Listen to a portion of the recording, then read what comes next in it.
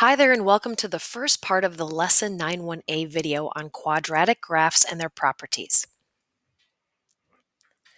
The standard form of a quadratic equation looks like this. Go ahead and write it in your notes.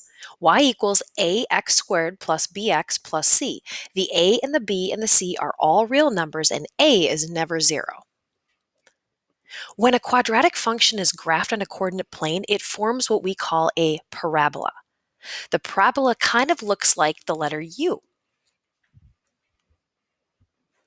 Now, if the a value in the function is a positive number, the parabola is going to open up. And if the a value in the function is a negative number, the parabola is going to open down when you graph it. Let's take a look at some special vocabulary words that have to do with quadratic functions. First of all, the graph of a quadratic function is called a parabola. Go ahead and fill that in your notes. Now, if you take a look at both the orange and the blue parabolas, you'll see that the point where the parabola changes direction, that is called a vertex. So you can notice here that as I'm drawing a line along the orange parabola, I'm going down, and as soon as I reach the vertex, the parabola is going to change direction, and now it's going to go upward.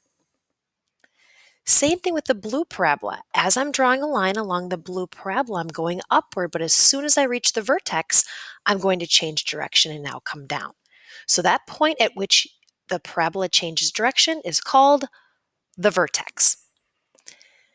Now, if you take a look at the orange parabola, the vertex happens to be the lowest point on the graph, so we call that the minimum.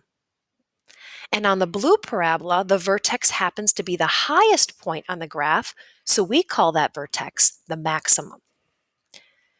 Now, when you graph a quadratic function and you get a parabola, you'll notice that the parabola is symmetrical.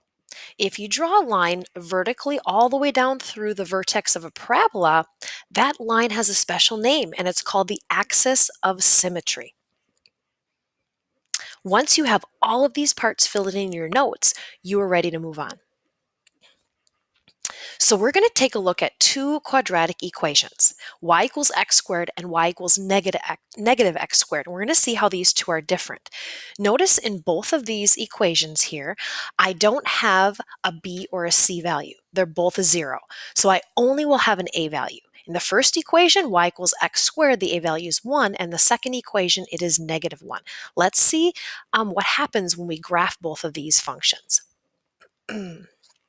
So in the first one, y equals x squared, this is actually the parent function of a quadratic equation. It's the one, like the basic function, and all other functions are going to be transformations of this. So as soon as you start adding a b and a c value, then it's going to move the parabola around on the coordinate plane. So let's just see what this y equals x squared looks like. How are we going to get this parabola? So what we're going to do is we're going to plug in each of the values you see in the table for x. So if we plug in negative 2 in for x and then square it, we would get 4. If we plugged in negative 1, we would get 1. If we plugged in 0, 0 squared is 0.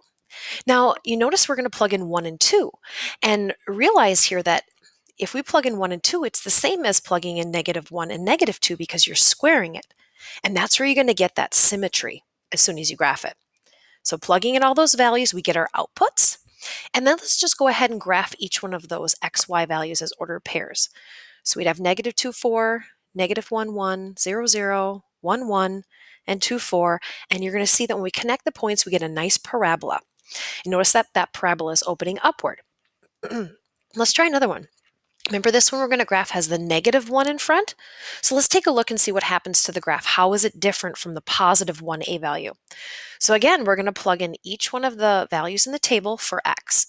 So we're going to plug in negative 2 and square it. Negative 2 squared is 4, but then the negative in front, that's a negative 1 that we're multiplying by, it's going to change it to its opposite. When we plug in negative 1 and square it, and then multiply it by negative 1 on the outside, that a value, it's going to give us negative 1. 0 will just be 0. And again, 1 and 2, as soon as we plug those values in, they're going to give us the same answer as the -1 and -2 because remember we squared it. And that's where we get that symmetrical look to our parabola. Let's plot these points, -2, -4, -1, -1, 0, 0, 1, -1, and 2, -4. And as soon as we connect those points, we're going to see that yes, we have a parabola, but this time the parabola is opening downward.